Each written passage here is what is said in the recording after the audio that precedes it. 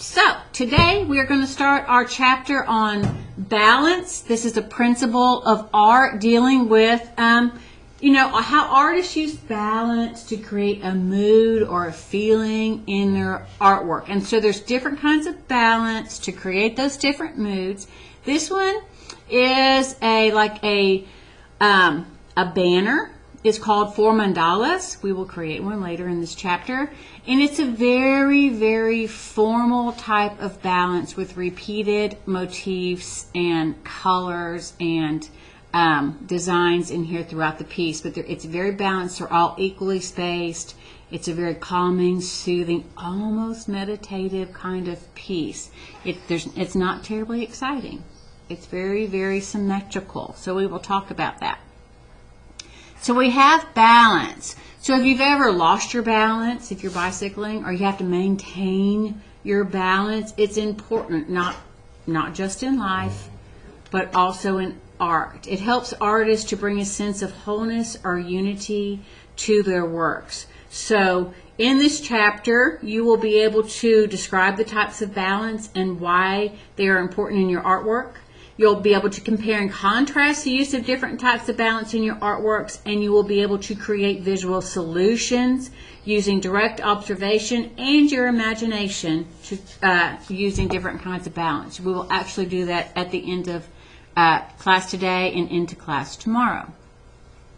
So we have visual balance. So here's all our vocabulary, and you can find them in bold print and italics throughout your textbook. So a work of art must contain a balance. All artwork has balance. It will just have different kinds of balance. So balance is the principle of art concerned with the equalizing visual forces or the elements in a work of art. Line, shape, texture, value, space, all of those things, the way you put them together will create a balance. We have this. It can also create a feeling of uneasiness. It can make you feel a little, maybe scared or not quite right. So if we look at this, the Leaning Tower of Pisa here, it attracts a lot of viewers. It is out of balance. It has tilted into a danger zone, and it was closed to the public in 2000. They are working on trying to stabilize it, but it is a big tourist attraction, so they don't want to stabilize. You don't want to do too much to it to change that effect, because people come to see it. So we have these visual forces or weights in an art object. A central axis is a dividing line that works like the point of balance in a balance scale. And you can have a vertical axis, or you can have a horizontal axis. These look like hinges maybe or something like that. But this is identical. There's your central axis. It's vertical and it's identical on both sides. Your body, if we were to draw a line down the center of it from top to bottom, that's it, your vertical axis. It's identical or pretty close on each side. We will be looking at this artist, Diego Rivera. We're going to look at a couple of videos today. He's really, really interesting. I think you'll really like him. You've probably seen him. You just don't remember quite where. He was married to Frida Kahlo. And so we've seen him. And there's some really interesting facts about him we'll talk about. He actually studied. He was from Mexico. He got to go to Spain to study. He got to study with Picasso. He got to go to Europe, and he looked at the works of the great masters like Raphael and Michelangelo, and you can see that kind of evidenced in his pieces. But then he came back to Mexico and kind of incorporated this pre-Columbian art, native to where he was born and raised. And then he used his new skills and influences to bring an awareness to the people of Mexico. So he painted a lot of political themes as a way to teach people about what's going on in the world. And he did this because a lot of people couldn't read.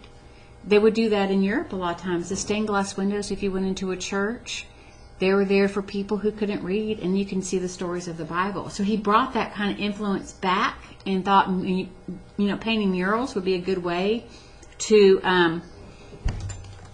tell stories that people could look at and understand the stories without having to read. So that was kind of his mission. It kind of got him in a little bit of trouble, and we'll talk about it a little bit later. So we have what's called formal balance. It occurs when equal or very similar elements are placed on opposite sides of the central axis. So if we're looking at this piece by Rivera, if I were to draw a line, a central axis right through here, is it pretty much the same on both sides? He's very much the same. This figure here, all the way down, but then you see the little girl with the braids, and you see a woman with the baby. The weight is the same, but they're not identical. We would call that a formal balance. Approximately the same, approximate symmetry. That makes sense. It makes it a little more interesting. That's why artists would use it, instead of making it exactly the same. Okay. Lost my spot.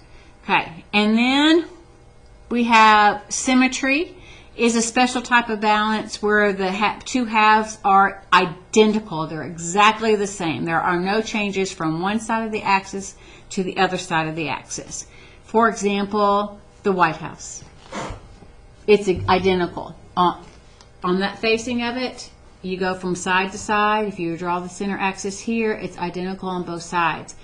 That's the type of balance that it's very formal, it's very authoritative, and wouldn't you want your Capitol building to present authority and being strong and being in charge?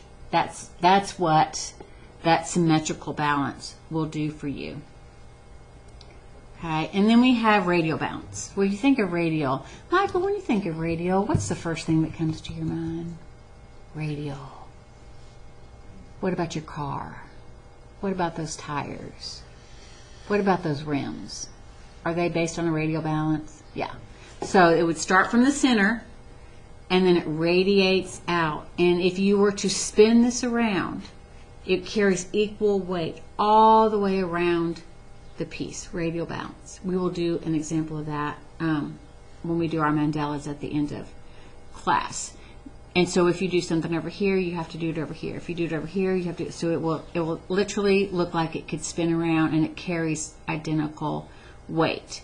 So that is basically what we're doing today. And then I have screenshotted these and put them in your class notebook, and then I'll talk about them in just a second, and you can read along with those. Okay? So that is it for today. We'll be back tomorrow.